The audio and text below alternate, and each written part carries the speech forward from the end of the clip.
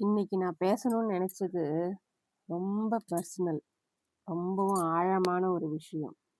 எனக்குள்ள அமைதியா இருந்த விஷயம். என் வாழ்க்கையே மாத்துன ஒரு விஷயம். ரீபேரண்டிங் மை இன்னர் சைல்ட். நம்ம எல்லாருக்குள்ளேயும் ஒரு குழந்தை இருக்கும். அந்த குழந்தை வேற யாரும் கிடையாது. நாம தான். நாம சின்ன வயசுலேருந்து நாம சந்திச்ச சம்பவங்கள், நம்மளுடைய உணர்வுகள், நம்மள பார்க்காம விட்ட சில உண்மைகள், நமக்கு சொல்லப்படாத ஆறுதல்கள் எல்லாத்தையும் எதிர்பார்த்துக்கிட்டு, அந்த குழந்தை இன்னும் நமக்குள்ள இருந்துகிட்டே இருக்கும். அத எப்படி நான் கண்டுபிடிச்சேன்? அத எப்படி நான் அதனுடைய காயங்கள நான் எப்படி குணமடைய வச்சேன்? அப்படின்றது தான் இன்னைக்கு நான் பேசணும்னு ஆசைப்பட்டேன். இன்னைக்கு நான் பேசப்போற அந்த எபிசோட் நான் யாரையும் குறை சொல்ல போறது கிடையாதுங்க. யாரையும் சுட்டிக்காட்ட போறதும் கிடையாது. ஆனா, நான் என்ன எப்படி புரிஞ்சுகிட்டேன்? அப்படின்றது தான் என்னுடைய அனுபவங்கள் மூலியமா இங்க நான் பேசப் போறேன். மத்தவங்க எனக்கு குடுக்காத விஷயங்கள் என்னென்னவோ, அத நான் எப்படி எனக்கு நானே குடுத்துக்கிட்டேன். அப்படின்றத நான் எப்படி கத்துக்கிட்டேன் அப்படின்றதையும் சொல்லணும்னு ஆசைப்பட்டேன். சில நேரங்கள்ல நான் ரொம்ப எமோஷனலா டயர்ட் ஆயிடுவேன். அதிகமா பொறுப்பெடுத்துப்பேன். சில சூழ்நிலைகள் என்னை ஏன் பாதிப்படைய செய்யுது அப்படின்ற உண்மையே புரியாம இருந்தேன். அதுக்கான காரணம் எனக்குள்ள இருக்கிற அந்த இன்னர் சைல்ட் அந்த குழந்தைக்கு நிறைய ஆற்றப்படாத காயங்கள் இருந்தது தான். இத நீங்களும் உணர்ந்திருந்தீங்க அப்படின்னா, இந்த எபிசோடு உங்களுக்கானது தான். இன்னர் சைல்டுனா என்னங்க? இன்னர் சைல்டு அப்படின்றது ஒரு கற்பனை கிடையாது. நமக்குள்ள இருக்கக்கூடிய ஒரு எமோஷனல் பார்ட். நம்ம குழந்தையா இருக்கிறப்போ, இல்ல நம்ம யங் ஏஜ்ல இருக்கிறப்போ, நம்மளுடைய பாஸ்ட்ல இருந்த நம்மளுடைய வெர்ஷனுக்கு நெறைய எமோஷனலா பாதிக்கப்பட்டிருப்போம் நாம. அத நம்ம கண்டுக்கவே மாட்டோம். அதுக்கான தீர்வ நாம அப்ப குடுத்திருக்கவே மாட்டோம். அது இன்னமும் தீர்வு கேட்டு நமக்குள்ளேயே இருக்கும். நாம அத உணர்ற வரைக்கும். அது திரைமறைவிலிருந்து நம்மள ஆட்டி வச்சுக்கிட்டும் இருக்கும். அது நமக்கு தெரியாது. ஆனா அத நம்ம கண்டுபிடிச்சுட்டோம் அப்படின்னா, அதுக்கான தீர்வு கண்டிப்பா கிடைச்சிரும். அந்த எமோஷனல் பார்ட்ல என்னென்னலாம் இருக்கும் அப்படின்னா, நிறைவேற்றப்படாத தேவைகள், அடக்கி வைக்கப்பட்ட உணர்வுகள், சில பழக்கப்படுத்தப்பட்ட நம்பிக்கைகள். நமக்கு பிடிக்காட்டியும், நம்ம கண்டிப்பா அமைதியா இருக்கணும். நாம அட்ஜஸ்ட் பண்ணி தான் போகணும். நம்மளுடைய ஃபீலிங்ஸ் அப்படின்றது இங்க ஒண்ணுமே கிடையாது. நாம எல்லாருக்கும் கீழ தான். அவங்க நம்மள இப்படி ட்ரீட் பண்றாங்கன்னா, நாம நாம அதுக் அப்படிதான் நாம இருக்கிறோம் போல. சிலர் நம்மள ஏளனமா நடத்துறாங்க அப்படின்னாக்க, நாம அதுக்கு தகுதியானவங்க போல. அப்படின்ற மாதிரி சில பொய்கள உண்மைன்னு ஆழமா பதிய வச்சுட்டு இருப்போம் நாம. ரொம்ப வருஷமா இப்படிப்பட்ட ஒரு எமோஷனல் பார்ட் எனக்குள்ள இருக்கு அப்படின்றது எனக்கே தெரியாம தான் இருந்துச்சு. நான் சில நேரங்கள்ல ரியாக்ட் பண்ணும்போது, நான் ரொம்ப சென்சிட்டிவா இருக்கேன் போல. நான் ரொம்ப ஓவர் ஆக்டிங் பண்றேன் போல. அப்படின்னு என்ன நானே செல்ஃப் ப்ளேம் என்ன நானே குறை சொல்லிக்கிட்டு தான் இருந்துட்டு இருந்தேன். ஆனா ஒரு கட்டத்துல நான் உடைஞ்சு போனவ கிடையாது. என்னுடைய உணர்வுகள் தப்பு இல்ல. நான் இப்படி ரியாக்ட் பண்றதுக்கு காரணம், உள்ளுக்குள்ள இருக்கக்கூடிய அந்த குழந்தை என்ன பாருன்னு எனக்கு சொன்னத நான் கவனிக்காதது தான். அதுதான் உள்ளுக்குள்ள இருந்து என்ன ஆட்டி வச்சுக்கிட்டு இருக்கு. அப்படின்றது ஒரு கட்டத்துல நான் புரிஞ்சுகிட்ட உண்ம. உள்ளுக்குள்ள இருக்கக்கூடிய அந்த குழந்தை காயப்பட்டிருக்குன்னு நான் எப்படி தெரியுமா தெரிஞ்சுக்கிட்டேன்? சில பேட்டர்ன்ஸ் நான் நோட் பண்ணேன். சில நடத்தைகள் அறிகுறிகள வந்து நான் பார்த்தேன். என்னன்னாக்க, என்னுடைய ஃபீலிங்ஸ், என்னுடைய உணர்வுகள், உணர்ச்சிகள் நான் சந்தேகப்பட்டுட்டு இருந்தேன். எப்ப பாரு ஒருவித குற்ற உணர்வுலயே நான் இருந்துகிட்டு இருந்தேன். என்ன சுத்தி இருக்கிற யாராவது ஒருத்தர் அப்செட்டா இருந்தாங்கன்னா, "ஐயய்யோ! அது என்னால தானா? நான் ஏதாவது தப்பு பண்ணிட்டேனா?" அப்படின்னு ஒருவித பதட்டத்தோடயே இருந்தேன் நானு. நான் எது பண்ணாலும் ஓவர் எக்ஸ்பிளைன் பண்ணிட்டே இருந்தேன். இது இப்படி, இதனால தான் நான் இத பண்ணேன், இதனால தான் இத பண்ணேன், இதனால தான் இத பண்ணேன் அப்படின்னு அவங்களுக்கு எக்ஸ்பிளைன் பண்ணிட்டே இருந்தேன். மத்தவங்களுடைய மனநிலை மாற்றத்துக்கு நான் தான் பொறுப்பு போல இருக்கு, அப்படின்னு நெனச்சிட்டு இருந்தேன். இது எல்லாமே இந்த எமோஷனலா நான் பாதிக்கப்பட்டுட்டு இருந்தது, நான் பெரிய என்னுடைய வயது எப்படி சொல்றது? என்னுடைய இளமை காலங்கள் தாண்டியும், இத்தன வருஷங்கள் தாண்டியும், எனக்குள்ளர நான் ஒரு சேஃப்டிய உணராமலே நான் இருந்திருக்கிறேன். அந்த சேஃப்டி உணராம இருந்தது தான், என்னுடைய வெடித்தலுக்கு காரணம், கோபத்துக்கு காரணம், ரியாக்ஷனுக்கு காரணம், நான் மத்தவங்கள காயப்படுத்துறதுக்கு காரணம், ஏன் என்னையே நான் காயப்படுத்துறதுக்கும் அதுதான் காரணம். அப்படின்றது எனக்கு புரிய வந்துச்சு. நான் வந்து இப்ப நடக்கிற சம்பவங்களுக்காக ரியாக்ட் பண்ணல. ஆனா, நடந்த சம்பவங்களுக்காக என்னுடைய கடந்த காலத்திலிருந்து நான் ரியாக்ட் பண்ணிட்டு இருந்திருக்கிறேன். அப்படின்றது எனக்கு புரிஞ்சுது. எனக்கு உள்ளுக்குள்ள இருக்கக்கூடிய அந்த குழந்தை, என்னுடைய ஒப்புதலுக்காக, என்னுடைய ஆறுதலுக்காக இன்னமும் காத்துக்கிட்டு இருக்கு அப்படின்றது எனக்கு தெரிஞ்சுச்சு. உண்மையிலே ரீபேரண்டிங் அப்படின்னா என்ன? ஏற்கனவே ஒருத்தவங்க என்ன என் குழந்தை பருவத்த, என்னுடைய வாழ்க்கைய ஒரு விதமா வடிவமைச்சு வச்சு, இதுவரைக்கும் கொண்டு வந்து விட்டுட்டாங்க. ஆனா, அதுல நெறைய எனக்கு பிடிக்காத, எனக்கு தேவையில்லாத, நான் விரும்பாத சம்பவங்கள் இருக்கு, நடத்தைகள் இருக்கு, நம்பிக்கைகள் இருக்கு. அது அத்தனையும் இப்ப நான் மாத்தணும். எனக்கு பிடிச்ச மாரி மாத்தணும். என்ன நான் கொற சொல்லாத மாரி மாத்தணும். நான் நல்லபடியா வாழறதுக்கு மாத்தணும். என் மேல எனக்கு நம்பிக்கை உருவாக்கணும். இதுதாங்க ரீபேரண்டிங் அப்படின்றது. இந்த ரீபேரண்டிங் அப்ப நம்ம கடந்த காலத்துல போய் வாழப் போறோமா? கிடையாது. ஆனா, இப்போ இருக்கிற இப்போ நாம இருக்கிறோம் இல்லைங்களா? ஒரு சேஃப் அடல்ட்டா நாம இருக்கிறோம் இல்லைங்களா? இத நமக்குள்ள இருக்கிற அந்த குழந்தைக்கும் நாம குடுக்கணும். அப்பன்னா என்ன அப்படின்னாக்க, நாம ஏதாவது ஃபீல் பண்றோமா? நம்மளுடைய எமோஷன்ஸ் கரெக்ட் அப்படின்றத நாம உணரணும். நம்மளோட எமோஷனுக்கு வேலிடேஷன் இருக்கு. இப்ப நாம ஏதோ ஒண்ணு ஃபீல் பண்றோம் அப்படின்னா, அத தப்புன்னு நாம நெனைப்போம் பார்த்தீங்களா? அப்படி நெனைக்கவே கூடாது. கோவம் வருதா? கோவம் தான் அது. வெறுப்பு வருதா? வெறுப்பு தான். வேணான்னு சொல்ல தோணுதா? வேணான்னு தான். இது உங்களுக்கு பிடிக்கலையா? பிடிக்கல தான். இந்த இடத்துல இருக்கிறது உங்களுக்கு பிடிக்கலையா? எட்ட போக உங்களுக்கு உரிமை இருக்கு. அப்படின்ற உங்களுடைய எமோஷன்ஸ நீங்க முதல்ல வேலிடேட் பண்ணணும். அடுத்து நமக்கான எல்லைகள வரையறை பண்ணணும். நீங்க இந்த மாரி ஜோக் அடிக்கிறது எனக்கு பிடிக்கல. நீங்க இந்த மாரி என்ன அட்ரஸ் பண்றது எனக்கு பிடிக்கல. கிண்டல்ன்ற பேர்ல நீங்க இந்த மாரி பேசுறது எனக்கு பிடிக்கல. என் கடந்த கால சம்பவங்கள ஒரு கிசுகிசு விஷயமா பேசுறது எனக்கு பிடிக்கல. அப்படின்னு சின்ன சின்ன பவுண்டரீஸ் உங்களுக்கானத நீங்க குடுக்கணும். உங்கள யாராவது கிரிட்டிசைஸ் பண்ணாங்க அப்படின்னாக்க,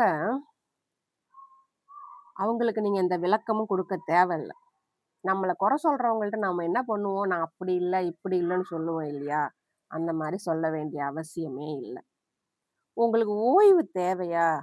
நீங்க தாராளமா ஓய்வு எடுக்கலாம். எப்ப பாரு சர்வைவல் மோட்லயே இருக்கணுன்ற எந்த ஒரு அவசியமும் கிடையாது. இதுதாங்க. இத நாம ஃபாலோ பண்ண ஆரம்பிச்சோம்னாலே, நமக்குள்ள இருக்கக்கூடிய அந்த குழந்தைய நாம திரும்ப புதுசா மாத்த முடியும். சில நேரங்கள்ல என்ன நானே ஒரு சில கேள்விகள் கேட்டுக்கிட்டே இருந்தேன். அத நான் முதல்ல நிறுத்துனேன். இது ஏன் எனக்கு நடக்குது? அப்படின்ற கேள்விய நிறுத்திட்டு, எனக்குள்ள இருக்கிற அந்த பகுதி என்ன அதுக்கு என்ன தேவைப்படுது? இப்ப என்னை யாராச்சும் கிண்டல் பண்றாங்க. எனக்கு உள்ள அது வலிக்குது. அப்பன்னா என்ன அர்த்தம்? அவங்க கிண்டல் பண்றது காரணம் கிடையாது. எனக்குள்ளற ஏதோ ஒரு குணம், ஏதோ ஒரு குணாதிசயம் சரியில்லாம இருக்குது. ஸோ அது என்னன்னு நான் தேட ஆரம்பிச்சேன். நான் எப்படி அந்த ரீபேரண்டிங்க ஸ்டார்ட் பண்ணேன் அப்படின்னா, மொத்தமா நான் ஒரே நாள்ல நடந்தது இல்லைங்க இது. கொஞ்சம் கொஞ்சமா ஒரு 4 வருஷமா இது அத்தனையுமே நான் எனக்காக பண்ணிக்கிட்டது. இதுக்கு முன்னாடி நான் போட்ட போட்காஸ்ட் எல்லாமே என்னுடைய அனுபவங்கள் தான் சொல்லியிருப்பேன் நானு. எமோஷனல் மேனிபுலேஷன், நார்சிஸ்டிக் அப்யூஸ், எமோஷனலா நாம பேசுறது, ஹீலிங்னா என்ன அப்படின்றது எப்படி ஐ ஃபர்கிவ் மை செல்ஃப்ன்னு எனக்கு நடந்த விஷயங்களத்தான் நான் போட்காஸ்ட்டா ஆரம்பிச்சேன். ஸோ இதுல இது ஒரு 4 வருஷமா என்ன நானே திருத்திக்கிட்ட என் வாழ்க்கையோட பயணம் தான் உங்ககிட்ட நான் பகிர்ந்துகிட்டு இருக்கேன். இதுல நான் செஞ்ச முதல் படி, எடுத்து வச்ச முதல் படி என்ன அப்படின்னா, என்ன நான் ஜட்ஜ் பண்ணவே இல்ல. எனக்கு ஏதாவது எமோஷன்ஸ் வருதா? அத நான் ஒதுக்கி வைக்கல, தள்ளி வைக்கல. நான் அந்த எமோஷன்ஸ நேரா மீட் பண்ணேன். நான் ஃபீல் பண்றேனா? ஆமா, நான் ஃபீல் பண்றேன். இது எனக்கு சரியான ஃபீலிங் தான். எனக்கு வர்ற இந்த ஃபீலிங்க நான் சந்தேகப்படணும்னு அவசியம் கிடையாது. கோவப்படுறேன், பொறாமப்படுறேன், வெறுப்ப காட்டுறேன். இன்னும் நெறைய ஃபீலிங்ஸ் வருது எனக்குள்ள. அது உண்மையான ஃபீலிங்ஸ் தான். அதுக்காக நான் என்ன சந்தேகப்பட வேண்டிய அவசியம் இல்ல. முதல் விஷயம். 2வது, எனக்குள்ள நானே பேசிக்கிற அந்த பேச்ச மாத்தணும். எப்படின்னா, "நீ என்ன செய்யறியோ, உனக்கு பிடிச்சத செய்யறியோ, அது சரியானது தான். நீ உன்ன சந்தேகப்பட வேண்டிய அவசியம் இல்ல. நீ உனக்காக நிக்கலாம். உன்னோட எமோஷன்ஸ வேலிடேட் பண்றதுக்கு நான் இருக்கிறேன்." அப்படின்னு எனக்குள்ளேயே நான் பேசுற அந்த வார்த்தைகள தெளிவுபடுத்தி தன்னம்பிக்கையோட பேசணும். 3வது, எனக்குள்ள ஒரு சேஃப்டிய நான் உருவாக்கணும். எப்படி அப்படின்னா, எனக்கு ரெஸ்ட் எடுக்கணும்னு தோணுதா? நான் என்ன ரெஸ்ட் எடுக்க வச்சேன். ஐயோ! நாம ரெஸ்ட் எடுத்தா வீட்டு வேலை குறையுமே! அந்த வேலை சரியா நடக்காது. இந்த வேலை சரியா நடக்காது. இல்ல நாம மத்தவங்க எல்லாருமே வேலை செஞ்சுட்டு இருக்கும்போது, நாம வேலை செய்யாம உட்கார்ந்துருக்கிறது தப்பா? அப்படின்ற எந்த ஒரு நெனப்பும் இல்லாம, என் உடம்புக்கும், என் மனதுக்கும் நான் அந்த சேஃப்டிய நான் குடுத்தேன். சில நேரங்கள்ல மௌனங்கள், சில நேரங்கள்ல அமைதியா போனேன். சில நேரங்கள்ல யாருக்கும் எந்த ஒரு எக்ஸ்ப்ளனேஷனும் குடுக்காம போனேன். ஸோ இதெல்லாம் என்னுடைய சேஃப்டியா எனக்கு நான் குடுத்துக்கிட்டேன். 4வது, எனக்குன்னு சில எல்லைகள். எப்படி அப்படின்னா, எனக்கு நோ சொல்லணும்னு தோணுச்சுன்னா, கண்டிப்பா நோ சொன்னேன். அந்த மாரி நான் நோ சொன்னாக்க, மத்தவங்க பாதிக்கப்படுவாங்களோ, மத்தவங்க கஷ்டப்படுவாங்களோ, மத்தவங்க என்ன நினைப்பாங்களோ, அத பத்தி நான் யோசிக்கவே இல்ல. ஏன்னா நான் நோ சொல்றது எனக்கு சேஃபா இருந்ததுன்னா, கண்டிப்பா நான் நோ சொல்லுவேன். அதே மாரி என்னுடைய திறமைகளையும், கனவுகளையும் நான் செய்யறதுக்கு முயற்சிகள் எடுத்து வச்சேன் அப்படின்னா, மத்தவங்க அதுக்கு நோ சொன்னா, அத பத்தி நான் கவலைப்படவே இல்ல. ஏன்னா அது எனக்கு எஸ். நான் எனக்கான ஒரு பயணத்த மேற்கொண்டேன். 5வது,